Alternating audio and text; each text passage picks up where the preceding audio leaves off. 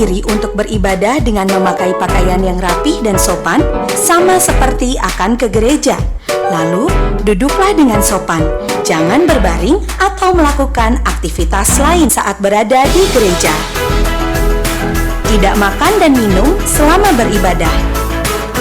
Ikuti liturgi selama mengikuti ibadah, seperti waktu duduk dan berdiri, saat menaikkan pujian bersama, berdoa, dan saat mendengarkan firman Tuhan.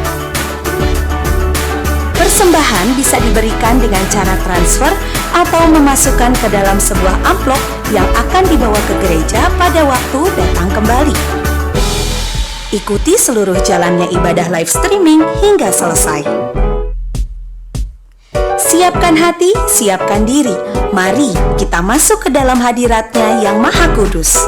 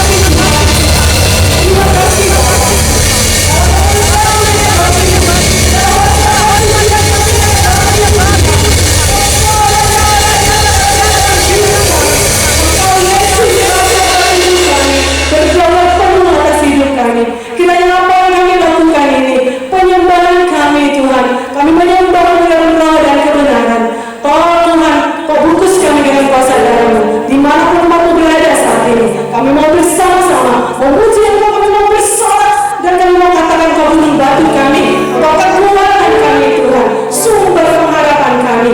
Pengharapan kami di dalam Engkau tidak sia-sia, sebab masa depan kami penuh harapan. Terima kasih Tuhan, kami siap untuk memuji-Mu Tuhan, di dalam nama Yesus. Haleluya, amin.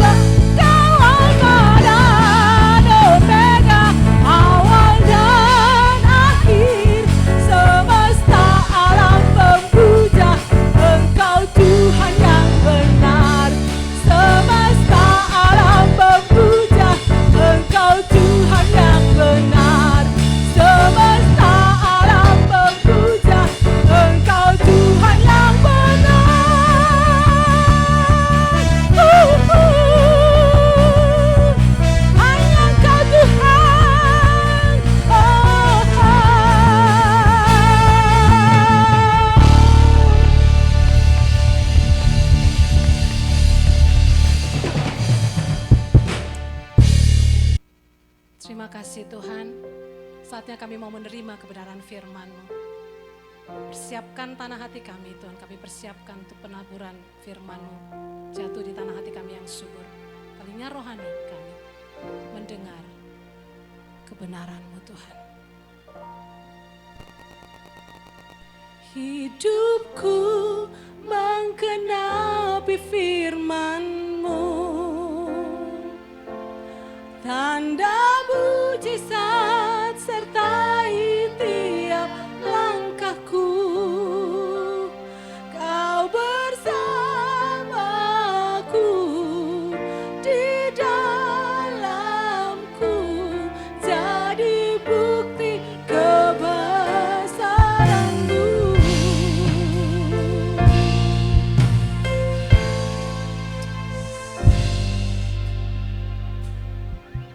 Tuhan, Kau sempurna dalam rencana-Mu dan karya-Mu. Ku serahkan hidupku, murnikan dengan Roh-Mu. Tuhan, Kau sempurna dalam rencana-Mu dan karya-Mu. Ku serahkan hidupku, murnikan dengan Roh-Mu. Hidupku menggenapi firman-Mu, tanda mujizat sertai tiap langkahku. Kau bersamaku di dalamku, jadi bukti kebesaran-Mu. Hidupku menggenapi firman-Mu, tanda mujizat sertai tiap langkahku. Kau bersamaku di dalamku, jadi bukti kebesaran-Mu. Kau bersamaku di dalamku, jadi bukti kebesaran. Bersamaku Tuhan, haleluya. Kau bersamaku di dalamku, jadi bukti kebesaran-Mu. Terima kasih Tuhan buat hari ini. Engkau memberikan kami kehidupan, Engkau memberikan kami kesehatan. Sampai hari ini terbukti kasih-Mu luar biasa di dalam kehidupan kami. Oleh sebab itu Bapa, tiba saat hati kami mau belajar untuk tunduk kepada kebenaran firman-Mu Tuhan. Hanya-Mu sebagai penyampai firman, tunduk kepada kebenaran firman-Mu. Karena firman-Mu ini adalah pelita dari kaki kami dan terang bagi jalan kami Tuhan. Firman-Mu berkata, dengan apakah seorang muda hidup dengan menjaganya sesuai dengan firman Tuhan. Kami Tuhan mau belajar untuk kepada kebenaran, karena kebenaran memimpin kami kepada hidup yang berkenan di hadapan Allah. Urapi hamba-Mu setiap Tuhan jemaat-Mu yang mendengar di rumah-rumah menonton tayangan media ini. Engkau memberkati ruang hadir bersama dengan mereka, membuka benak pikiran mereka terbuka dalam nama Yesus, dan biar firman Allah itu menjadi kekuatan dalam hidup setiap jemaat-Mu. Di dalam nama Yesus kami berdoa, haleluya, amin. Terima kasih, shalom Bapak Ibu saudara kasih Tuhan yang ada di rumah. Saya bersyukur kita semua letak dalam penyertaan Tuhan, diberikan kesehatan, kekuatan, dan saya tetap berdoa kita semua seluruh jemaat orang percaya di dalam lindungan Tuhan. Malaikat Tuhan menjaga kita. Terima kasih buat worship leader, singer, pemain musik yang luar biasa. Dan hari ini saudara kasih Tuhan, firman yang saya ingin bagikan buat kita adalah tentang kemenangan di balik akhir zaman, ya. Kemenangan di balik akhir zaman. Ini penting kita pahami, saudara, ya.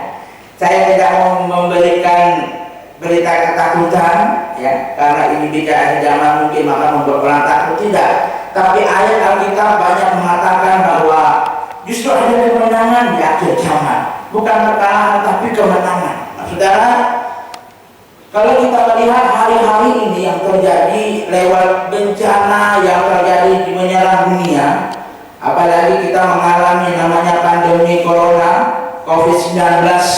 Kalau kita melihat di tayangan TV, kita lihat jumlah kok makin bertambah.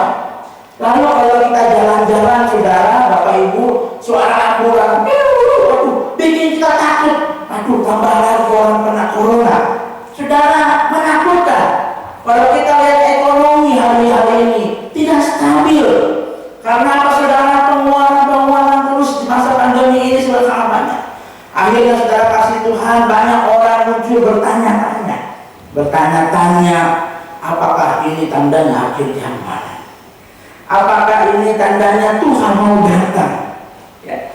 Nah, berita tentang akhir zaman bukan membawa ketakutan, tapi sesungguhnya Alkitab berkata ini adalah satu kemenangan dari sudut pandangnya Allah.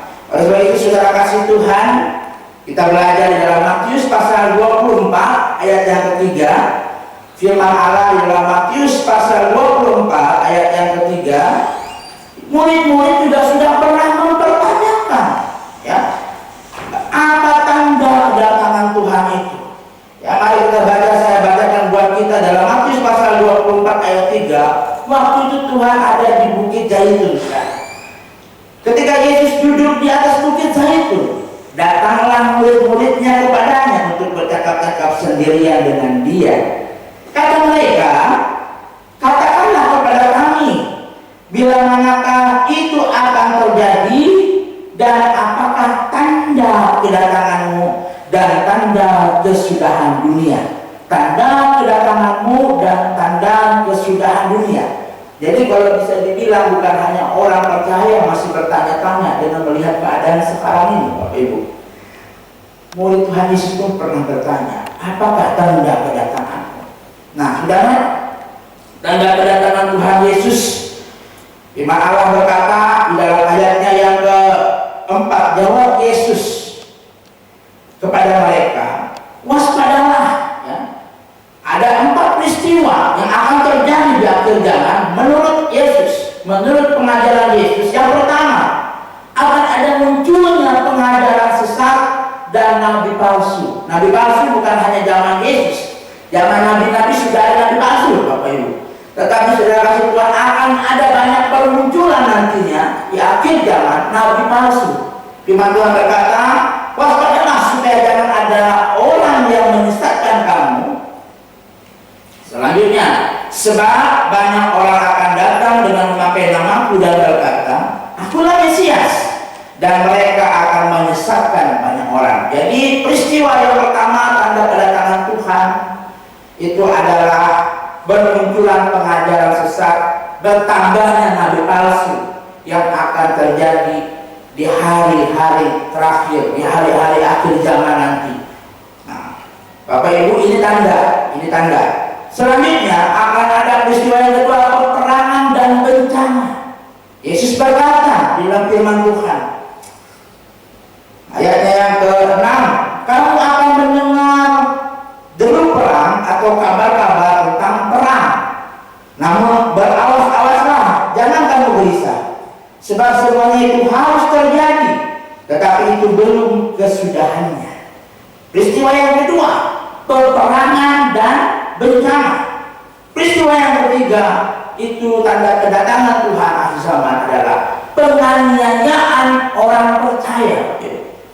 Ayatnya yang selanjutnya berkata di dalam ayatnya yang ke-7, ya, ayat yang ke-8, firman Tuhan, sebab bangsa akan bangkit melawan bangsa dan kerajaan melawan kerajaan, akan ada kelaparan dan gempa bumi di berbagai tempat. Akan tetapi semua itu barulah permulaan zaman. dikatakan penderitaan menjelang zaman baru. Penganiayaan orang percaya di sini dalam ayat 9. Pada waktu itu kamu akan diserahkan supaya disiksa, dan kamu akan dibunuh dan akan dibenci semua bangsa oleh karena namaku. Nah, semua itu sudah kasih, ini peristiwa yang ketiga. Peristiwa yang keempat itu pemurtadan dan kedurhakaan.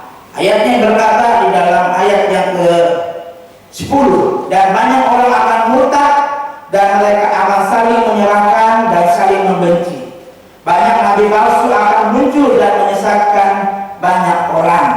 Nah, saudara, dan karena akan bertambahnya kedurhakaan, maka kasih kebanyakan orang akan menjadi dingin. Nah, 4 peristiwa ini, Bapak Ibu, kita tidak perlu takut dengan keadaan akan akhir zaman. Tapi firman Allah berkata, barang siapa yang bertahan sampai kesudahannya, ia akan diselamatkan. Siapa yang mampu menangis akhir zaman, itu semua ada pada tangan rencana Tuhan. Tapi Bapak Ibu Saudara-saudara, kita harus bersiap-siap. Kita apa sekarang yang menjadi tugas gereja? Apa yang harus kita lakukan di tengah-tengah keadaan hari-hari ini, di mana akhir zaman itu sudah ditulis dalam Alkitab. Ini pasti akan terjadi. Ayatnya jelas dikatakan, firman Tuhan berkata, akan tetapi semua itu barulah permulaan penderitaan menjelang zaman baru. Ini harus terjadi.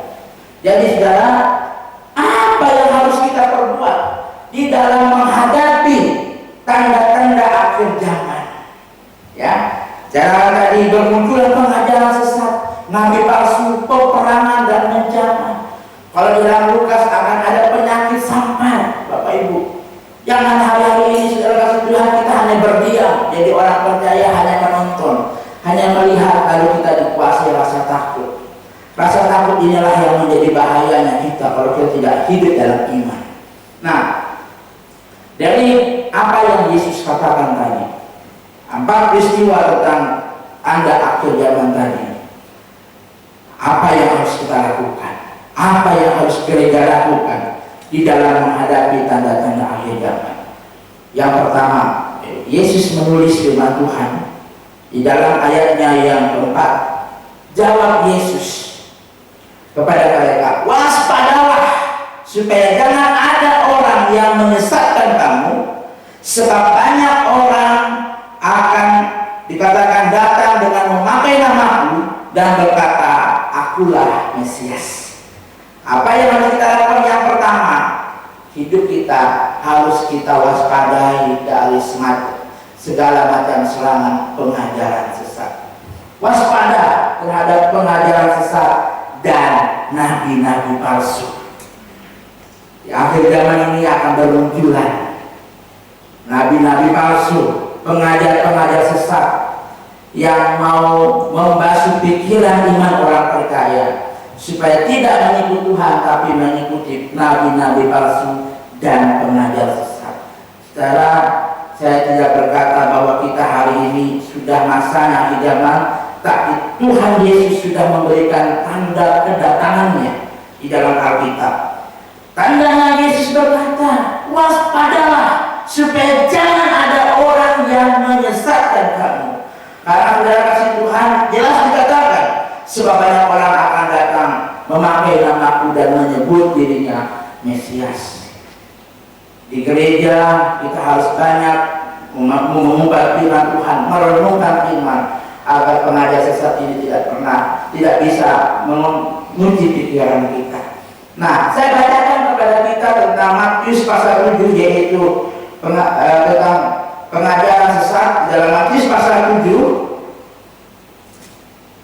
firman Allah tentang hal pengajaran sesat di dalam ayat 15. Yesus pun berkata, waspadalah terhadap nabi-nabi palsu yang datang kepadamu dengan menyamar seperti domba, tetapi sesungguhnya mereka adalah serigala yang buas. Kita sebagai jemaat, kita sebagai orang percaya, waspadalah, karena akan ada nabi palsu, dia seperti domba, tetapi sesungguhnya mereka adalah serigala yang buas.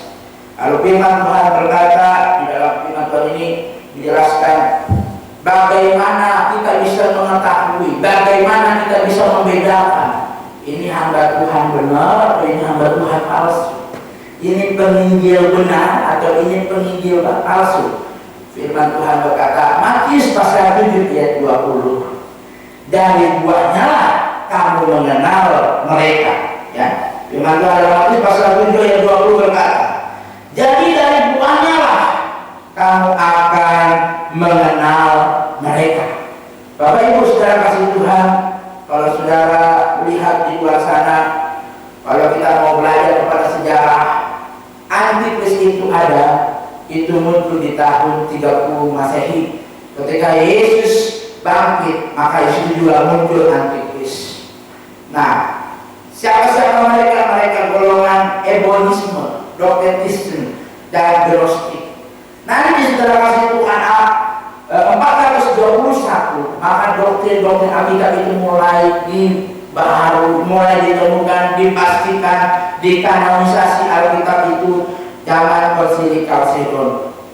Jadi semua Alkitab dikumpulkan untuk memastikan doktrin Kristus Yesus yang sebenarnya. Tapi saudara kasih Tuhan, firman Allah dikatakan di sini, memang saudara kasih Tuhan, nabi palsu dan pengajar sesat itu tidak bisa terbentuk. Dia akan terus-menerus bermunculan. Antikris itu mulai bermunculan dan terus mencari orang-orang pakai supaya pikiran mereka disesatkan. Maka Tuhan berkata, waspadalah terhadap ajaran sesat. Jadi hari ini saudara, kalau kita mau sungguh-sungguh hidup dalam firman Allah, kebenaran firman Allah, ayat firman Allah berkata, demikianlah ayat 17, setiap pohon yang baik akan menghasilkan buah yang baik, sedang pohon yang tidak baik itu akan menghasilkan buah yang tidak baik. Kalau pohonnya firman Allah, kalau pohonnya adalah sedang Alkitab sebagai kebenaran satu-satunya, maka kita akan hidup dalam buah yang baik. Tapi kalau kita hidup dalam kontaminasi ajaran sesat, penginjilan-penginjilan yang didasarkan oleh ajaran yang tidak sesuai dengan firman Allah, maka buah kita akan tidak baik. Hal yang perlu kita waspadai adalah yang pertama, Bapak Ibu, untuk mewaspadai dari pengajaran sesat yang pertama, yaitu kita harus mewaspadai batiniah kita. Ya, next selanjutnya bisa dimaksudkan.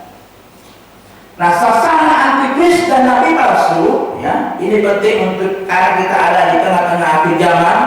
Tanda-tanda akhir zaman kita sudah lihat ada dari perang, ada pengajaran palsu, pengajaran sesat dan nabi palsu. Nah, saudara, penganiayaan orang percaya itu akan terjadi pada masa antikris, pada masa akhir zaman nanti. Di sini sasarannya nabi palsu dan pengajaran sesat, yaitu sasaran antikris dan nabi palsu orang Kristen yang belum pulih.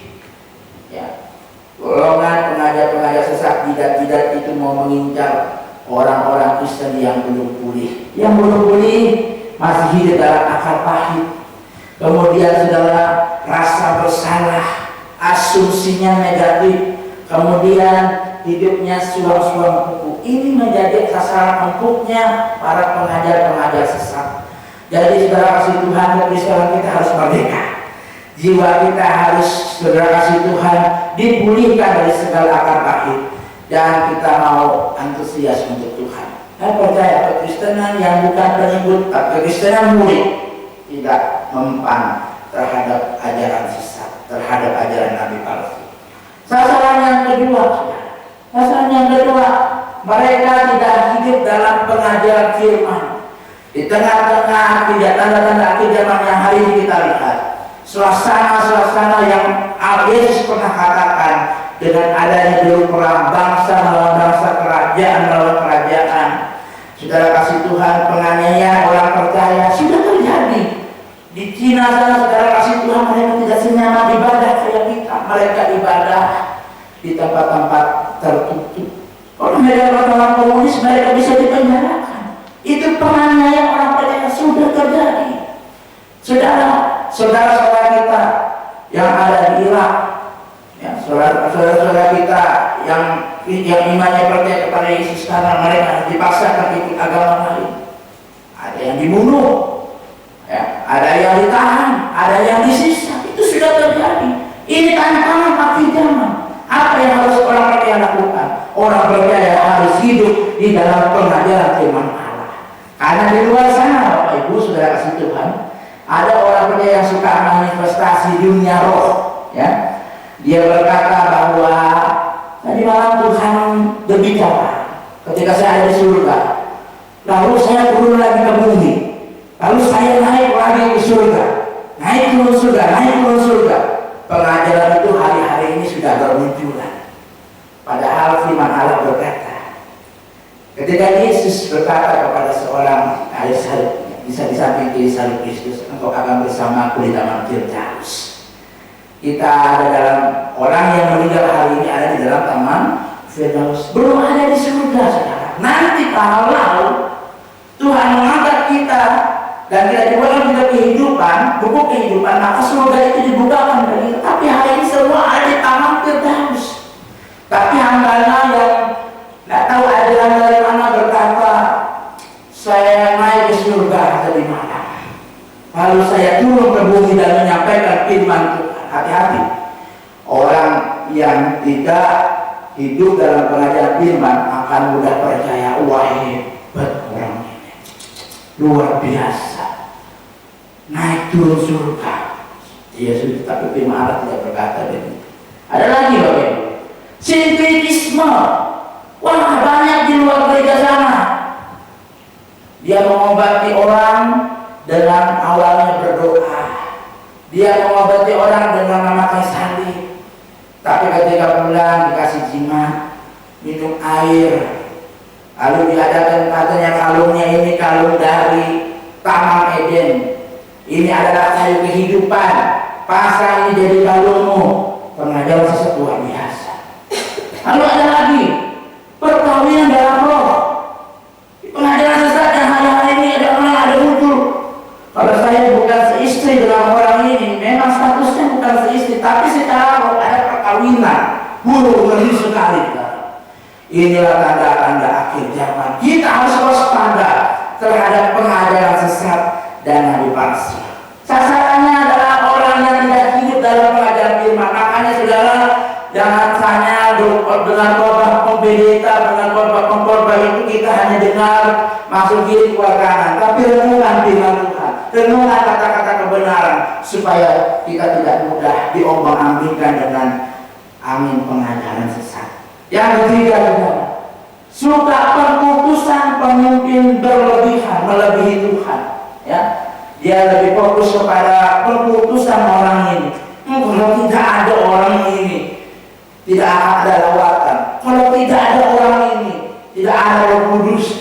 Dia memutuskan. Akhirnya ketika dia pergi, lalu saudara, dia merasa kehilangan, dia hancur hati, sayang, kasihan jiwanya. Ya, memutuskan melebihi fokusnya kepada Tuhan. Dan hari-hari ini sering terjadi. Saya melihat kabar-kabar hamba-hamba Tuhan. Ya, saudara kasih Tuhan, berapa pelayan-pelayan Tuhan kehilangan jemaat karena apa? Banyak jemaatnya terkontaminasi pengajaran sesat.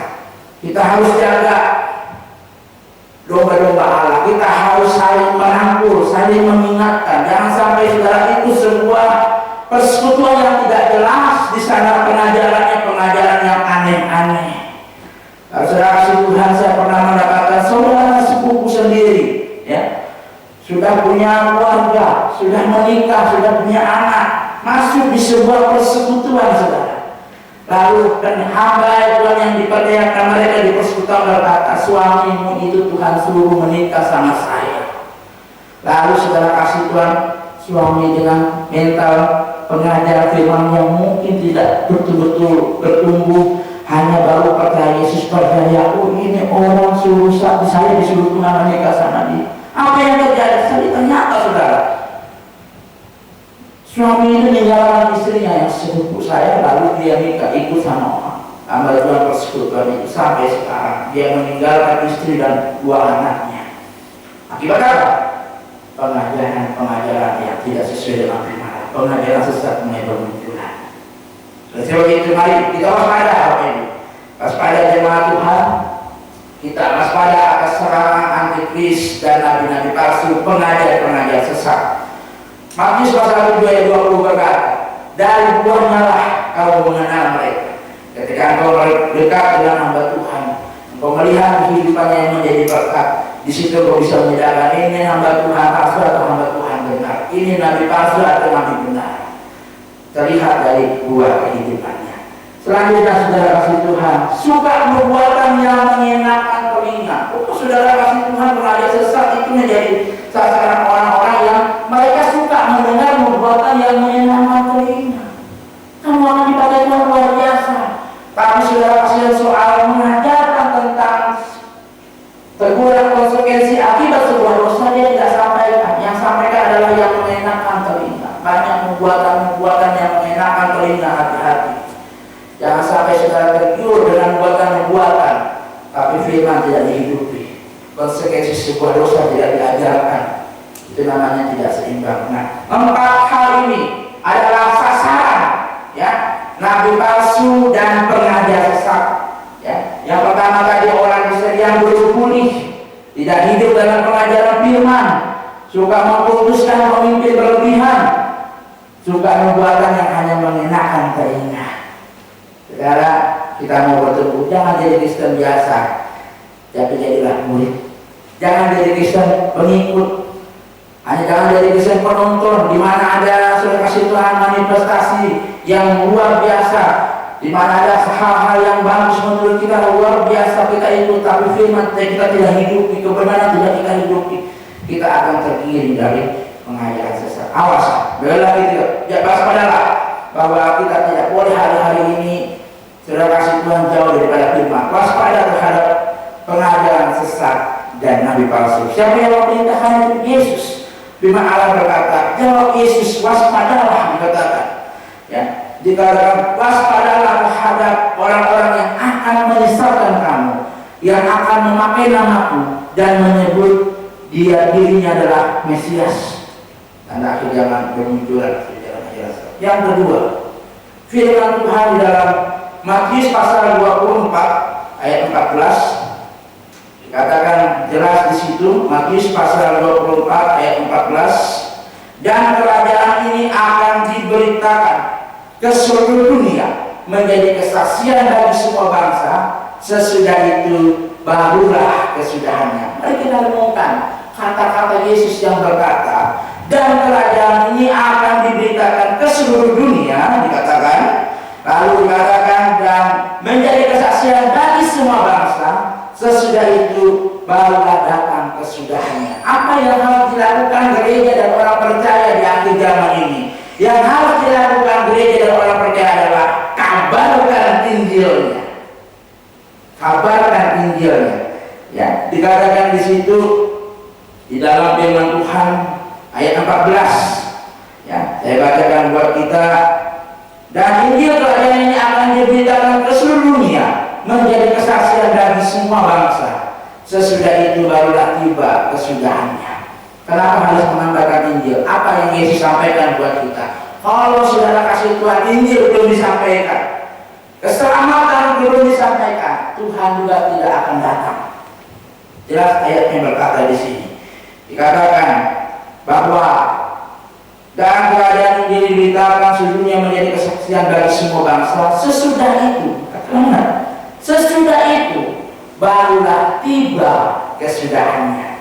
Oleh sebab itu saudara, jangan takut untuk bersaksi. Kabarkan Injilnya, ya.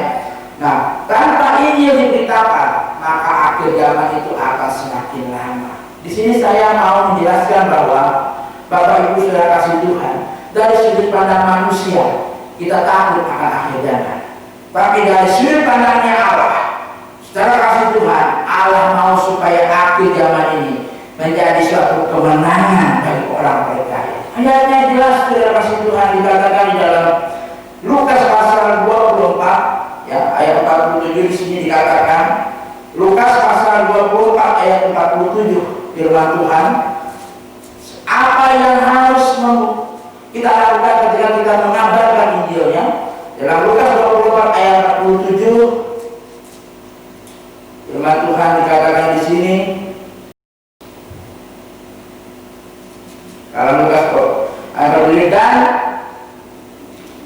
lagi dalam namanya berita tentang pertobatan dan pengampunan dosa harus disampaikan kepada segala bangsa, dan dikatakan sini mulai dari Yerusalem daripada semuanya ini.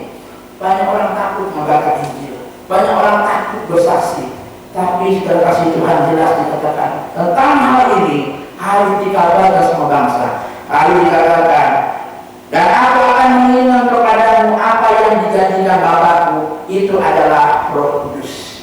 Kalau kita bersaksi, kita menginjil, Roh Kudus itu memberikan keberanian bagi kita untuk kita bersaksi, untuk kita menginjil. Kenapa saudara? Karena Tuhan mau. Firman Allah dikatakan di sini, kita mau bahwa dengan adanya saudara kasih Tuhan Injil, kabar Injil, maka Tuhan akan semakin cepat datang. Tapi dengan gereja yang diam, orang percaya yang hanya diam yang tidak menginjil, itu akan memperlambat kedatangan Tuhan. Tapi dari sudut pandang Allah, Tuhan mau ketika gereja-gereja mulai bersatu menyampaikan firman, orang percaya mengabarkan Injilnya, maka jelas firman Allah bilang akan ada masa kesudahannya. Dijelaskan di dalam firman Tuhan jelas dikatakan di sini. Maka sesudah itu barulah datang kesudahannya, saudara. Kalau gereja orang percaya menyampaikan Injil yang tepat, itulah tanda Tuhan mau datang. Tapi kalau gereja tidak bersatu, orang percaya tidak menginjil, akan semakin lambat Tuhan tidak datang. Nah, akhir zaman itu adalah berita bukan ketakutan, tapi itu adalah demonstrasi surga. Kayak pemilu, saudara. Kayak pemilu, pesta pemilihan rakyat. Orang semua mengadakan pesta pemilihan rakyat. Demikian juga akhir zaman. Semua mengadakan pesta demonstrasi surga. Justru di situ iman orang percaya bangkit ketika masa akhir zaman nanti. Tidak dalam firman Tuhan Wahyu pasal yang ke-11 ayat 15, firman Tuhan berkata dalam Wahyu pasal 11 ayat 15. Kita baca firman Tuhan. Lalu malaikat yang ketujuh menyiksa kepalanya dan terdengarlah suara nyaring dalam surga. Katanya, pemerintah atas dunia dipegang oleh Tuhan kita dan Dia yang diurapinya, dan Dia akan memerintah sebagai raja sampai selama-lamanya. Jadi saudara, kekuatan, kebahagiaan ya di masa akhir zaman itu adalah suatu saat nanti setelah saudara kasih Tuhan dikatakan dalam ayat ini, lalu malaikat yang ketujuh meniupkan sangkakala ketika sudah masa saudara kasih Tuhan memerintah, maka kita ini akan hidup saudara kasih Tuhan memerintah bersama dengan Allah di masa yang sudah di tahun ini. Makanya saudara kasih Tuhan, kita mau jangan takut dengan akhir zaman ya. Kita mau betul-betul di balik zaman ini ada kemenangan yang luar biasa. Itu seperti demonstrasi surga, saudara, pesta surga yang luar biasa. Maka itu hari ini saudara kasih Tuhan, kalau kita masih tahu dengan zaman kita berkata jangan takut. Di situ ada kemenangan di balik zaman. Karena apa? Karena dikatakan kita berkata Tuhan Yesus memerintah, ya, dan Dia menjadi raja sampai selamanya. Hari ini kita dengar doa Bapa kami. Bapak-bapak kami berkata, datanglah kerajaanmu di bumi seperti di surga. Kenapa? Karena dari sudut pandang Allah mau cara kasih Tuhan. Allah mau semua orang percaya memerintah atas bumi, memerintah menjadi raja bersama dengan Allah. Nah selanjutnya saudara, Tuhan mau saudara kasih Tuhan kita hidup di dalam ketekunan iman ya, kemudian saudara kasih Tuhan kita bertahan sampai kesudahannya. Tuhan mau hidup kita dalam ketekunan iman dan kita bisa bertahan sampai kesudahannya.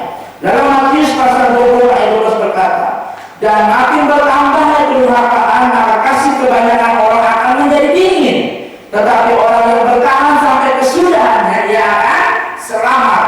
Maka yang kuncinya di sini adalah hidup dalam ketekunan dan iman agar kita bisa bertahan sampai kesudahannya. Orang berperang, orang saudara sekalian yang disisa kekristenan, saudara kasih Tuhan menjadi suatu penyiksaan yang luar biasa. Banyak orang durhaka, tapi saudara ketika kita setia, bertekun dan beriman kepada Allah, maka ayatnya dikatakan orang yang bertahan sampai kesudahannya ia akan selamat. Yang ketiga, menjadi apa yang harus kita lakukan, kita harus hidup dalam ketekunan dan iman, saudara. Ya jangan kita kalah. Selanjutnya kita baca Wahyu pasal 14 ayat 12. Yang ketiga, Wahyu 14 ayat 12. Yang penting di sini firman Tuhan berkata, ialah ketekunan orang-orang kudus yang menuruti perintah Allah dan iman kepada Yesus. Kita tekun memberitakan Injilnya, kita tekun beribadah, kita tekun melakukan firman, kita hidup dalam iman kepada Yesus. Saudara, hari-hari ini banyak kita melihat bahwa banyak orang Kristen dia mengabdi kepada dua Allah, Allah dan Mammon. Ya, Matius 6 ayat 24, jangan engkau mengabdi kepada dua Allah, yaitu Allah dan Mammon. Nah, spirit antikris itu adalah membawa orang percaya untuk dia mengabdi kepada dua Allah. Dia mengabdi kepada Allah, dia mengabdi kepada Mammon. Ini tantangan Kristen orang percaya di akhir zaman, supaya kalau kita mengabdi kepada Allah satu-satunya Allah, jangan mengabdi kepada dua Allah, Allah dan Mammon. Kenapa? Salomo gagal ketika dia terkontaminasi dengan kedagingan kehidupan duniawinya. Dalam 1 Raja-Raja 10 ayat 14 saya mau berkata bahwa angka 666 itu tidak hanya di Wahyu, tapi angka 666 itu ada di masa Salomo. Yang saya bacakan buat dia 1 Raja-Raja pasal 10 ayat 14. Firman Tuhan berkata, lalu diberikannya lah kepada raja 120 talenta. Lalu dikatakan di sini ayat 14, firman Tuhan, adapun emas yang dibawa kepada Salomo dalam 1 tahun itu ialah seberat 166 talenta. Dikatakan itu pun belum terhitung apa yang didapat dari saudara-saudara yang lain. Nah, dikatakan 666 talenta. Ketika 666 talenta, ayat 11 pasal 11 ayat 1 berkata, adapun Raja Salomo mencintai banyak perempuan asing di samping anak Firaun yang mencintai perempuan Moab, Ammon, Edom, Sidon dan Het. Padahal tentang bangsa-bangsa itu Tuhan telah berfirman kepada orang Israel, jangan kamu bergaul dengan mereka dan mereka pun janganlah bergaul dengan kamu, sebab sesungguhnya mereka akan mencondongkan hatimu. Lalu Salomo jatuh. Salomo tidak terpikat kepada Tuhan, dia terpikat dengan perempuan-perempuan asing. Apa yang terjadi? Salomo mengabdi kepada Allah, Salomo mengabdi kepada Mammon. Tantangan hari ini orang percaya, kenapa tidak tekun lagi? Kenapa tidak beriman lagi? Kenapa ada tantangan akhir zaman ini orang durhaka? Dikatakan firman Tuhan di sini akhir banyak sudah kasih dilihat adalah orang-orang yang hidup di dalam kedurhakaan, tidak percaya lagi Tuhan, saling membenci karena ada perhatian mereka kepada Allah dan Mammon seperti Salomo. Nah, hari ini hati-hati Bapak Ibu, kita harus betul-betul mengabdi kepada Tuhan, mengabdi kepada Allah sesungguhnya, karena angka 666 ini adalah angka di mana spirit keserakahan itu mulai muncul di antara dalam dunia ini.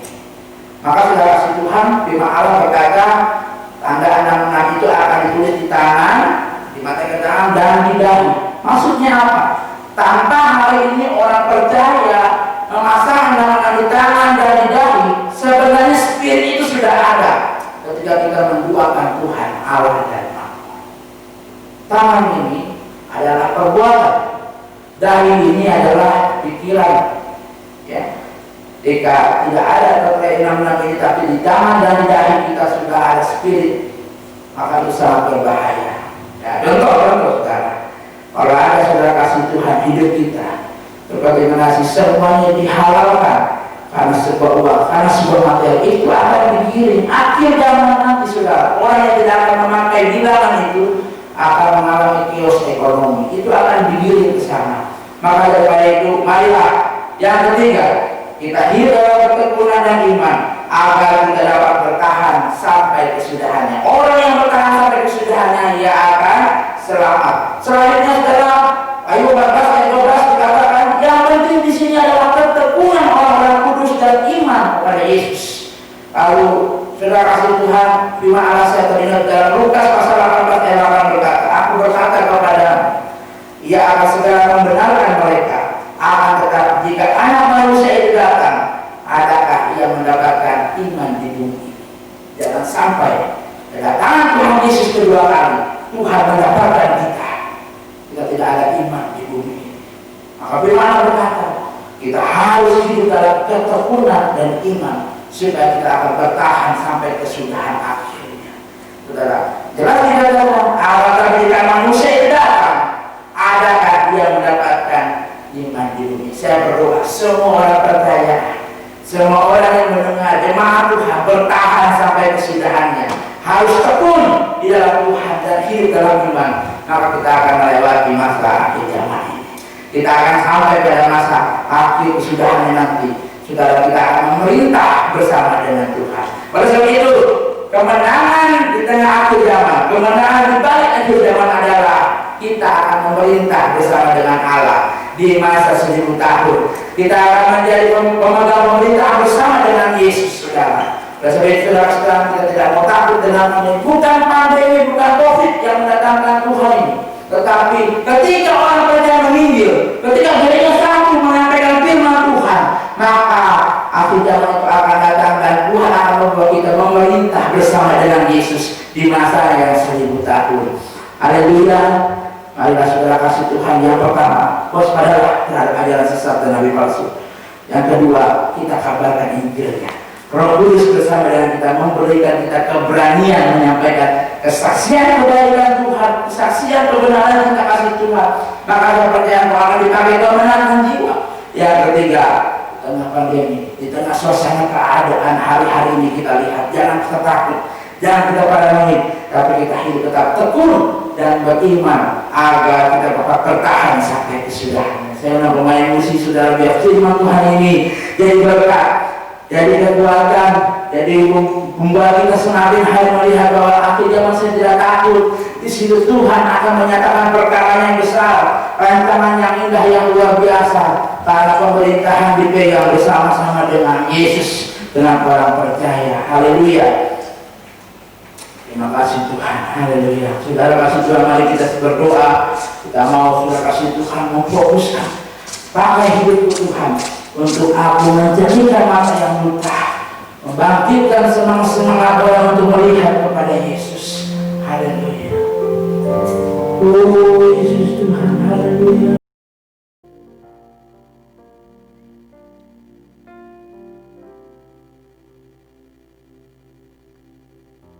Roh Allah yang hidup penuhiku,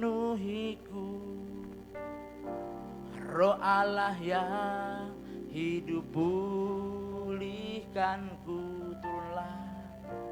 Turunlah urapan ke atasku, membangkitkan kuasa-Mu. Roh Allah yang hidup, Roh Allah yang hidup penuhiku. Amin. Roh Allah yang hidup pulihkanku. Turunlah urapan ke atasku, membangkitkan kuasa-Mu, membebaskan hidup yang terbelenggu, memulihkan hati mereka yang terluka, serta menjelikan mata yang buta. Jadikan hidupku alat-Mu, dipenuhi urapan baru, menyatakan kebesaran kuasa, membebaskan hidup yang terbelenggu, memulihkan hati mereka yang terluka, serta menjelikan mata yang buta.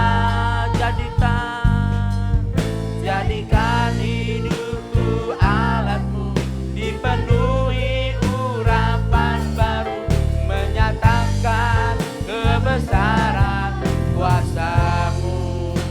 Jadikan Sajikan hidupku Allahku, dipenuhi urapan baru, menyatakan kebesaran kuasa-Mu. Kabarkan Injil Kristus, kabarkan kebenaran keselamatan itu di sekitar kita. Kita tidak mengkristenkan orang, tapi kita memberitakan Injil itu. Saya percaya ketika Injil seluruh dunia itu diberitakan, maka akhir zaman kedatangan Tuhan itu akan datang. Dan saudara ingat firman Allah berkata, kita akan memerintah bersama dengan Allah di masa-masa kemenangan. Oleh sebab itu saudara, kita tidak boleh takut dengan keadaan hari ini. Kita tidak boleh takut sampai kita paranoid, tidak mampu melakukan apa-apa oleh kita ini. Karena saudara kasih Tuhan, kita mau beriman kepada Yesus. Yesus adalah sumber kekuatan, sumber pengharapan, dan sumber jawaban dalam hidup kita. Siapkan diri kita dari segala macam, saudara kasih Tuhan, tipu muslihat, pengajaran sesat yang mulai muncul. Waspadai hidup kita saudara, dan kita hidup dalam iman percaya yang penuh kepada Tuhan. Saya percaya orang yang hidup dalam ketekunan, orang hidup dalam iman akan bertahan sampai masa kesudahannya. Berkati firman-Mu ini Tuhan, Roh Allah yang hidup penuhi kami. Ajar kami Tuhan tetap jadi berkat lewat hidup kami, perkataan kami, tingkah laku kami Tuhan. Terima kasih buat firman-Mu pada hari ini Bapak. Di dalam nama Yesus kami berdoa. Haleluya. Amin. Biar firman Tuhan ini jadi berkat buat kita semua. Dan kita akan masuk dalam doa. Kita akan berdoa buat bangsa kita, buat pemerintahan. Kita akan berdoa buat seluruh jemaat agar dalam lindungan Tuhan. Kita berdoa Bapak Ibu Saudara kasih Tuhan. Tuhan kami percaya kuasa Allah tidak pernah dibatasi oleh apapun. Engkau sanggup memulihkan. Engkau sanggup Tuhan Yesus Tuhan, melawat seluruh jemaat-Mu Tuhan. Engkau melindungi seluruh jemaat-Mu agar senantiasa Tuhan mereka terhindar dari serangan virus apapun. Aku berdoa buat bangsa ini, dokter, siapa tenaga-tenaga medis, Tuhan lindungi mereka. Agar mereka Tuhan Yesus Tuhan tetap sehat dalam bekerja, tetap fit kondisi tubuh mereka untuk melayani setiap orang-orang yang sakit. Kami berdoa buat pemerintahan, presiden, wakil presiden, seluruh jajaran, kabinet, menteri, sampai Tuhan Yesus Tuhan, pengurus-pengurus desa. Kami berdoa, berkati pemerintahan bangsa kami Tuhan. Di hari-hari ini, biarlah Tuhan bangsa Indonesia, dunia dipulihkan oleh tangan Tuhan. Dan kami berdoa Bapak, buat Tuhan rencana ibadah akan dimulai. Kami minta Tuhan, Engkau campur tangan senantiasa. Tuhan Tuhan, Engkau Tuhan memberkati Tuhan Tuhan seluruh persiapan ibadah. Semuanya bisa berjalan dengan lancar dengan pertolongan Tuhan. Terima kasih Bapak. Dalam nama Yesus kami berdoa. Haleluya. Amin. Kami serahkan kepada Bapak Gembala akan menyampaikan beberapa hal dan menutup dalam doa. Ya, shalom jemaat yang dikasih Tuhan dan yang saya kasihi. Terima kasih Pastor Tommy buat kebenaran firman Tuhan ya, dan juga worship leader, singer, pemain musik, multimedia, soundman, kameramen. Kurang lebih 3 bulan kita ibadah online, begitu setia untuk melayani. Terima kasih buat tim Prophetic. Dan terima kasih juga buat jemaat Tuhan yang sudah setia mengikuti ibadah online kita. Bapak Ibu, ada hal yang penting saya mau sampaikan. Kita bersyukur minggu depan kita akan mulai beribadah di gereja, saudara. Tapi ada hal yang saya harus sampaikan. Kita harus tetap mengikuti protokol kesehatan untuk ibadah kita, saudaraku ya. Yang pertama, Bapak Ibu wajib menggunakan. Jadi ketika Bapak Ibu saudara datang beribadah, pastikan saudara membawa masker dari rumah.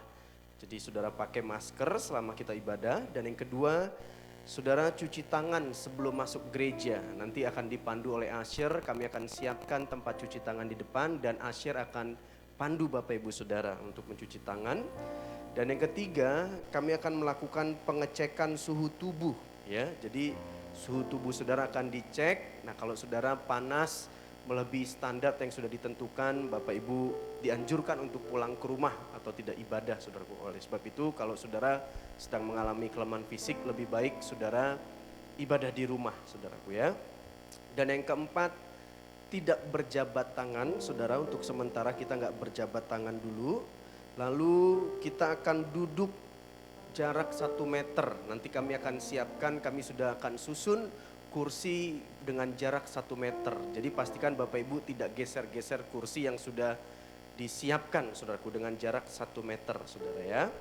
Dan yang keenam, untuk sementara ya kami anjurkan bagi Bapak Ibu saudara yang sudah lansia atau lanjut usia, Bapak Ibu saudara lebih baik ibadah di rumah atau ibadah online. Karena nanti ibadah kita akan tetap rekam. Jadi Bapak Ibu saudara yang sudah lansia lanjut usia, lebih baik Bapak Ibu tidak usah datang beribadah di gereja, tetap beribadah di rumah online karena kita akan tetap rekam ibadah kita saudaraku ya.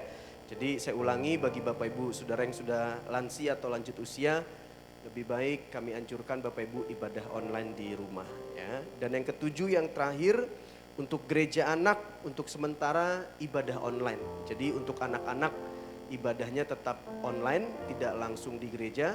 Ya, jadi pastikan Bapak Ibu Saudara tidak mengajak anak-anak sekolah minggu atau gereja anak.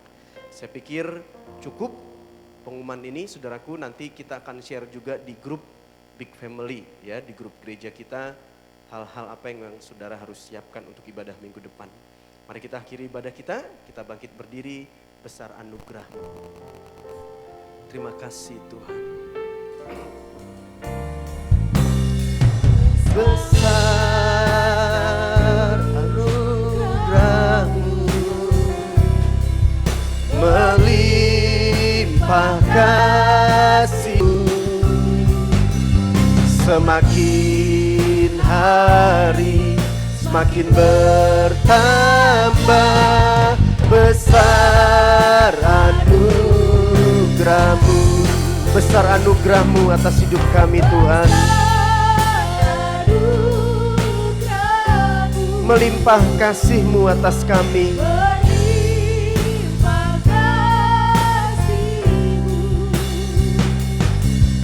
Semakin hari semakin bertambah. Besar anugerah-Mu.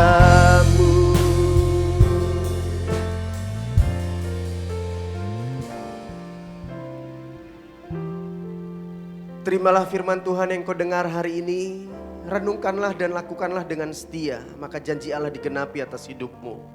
Tuhan mengangkat kau naik bukan turun. Tuhan tetapkan kau jadi kepala bukan ekor. Apapun yang kau perbuat Tuhan buat berhasil, karena Yesus beserta dengan kau. Yesus tutup bungkus hidupmu dengan kuasanya. Keluar masukmu diberkati Tuhan. Hidupmu akan memberi arti buat banyak orang. Nama Tuhan dimuliakan melalui hidupmu. Haleluya. Amin. Selamat hari Minggu, Tuhan Yesus memberkati.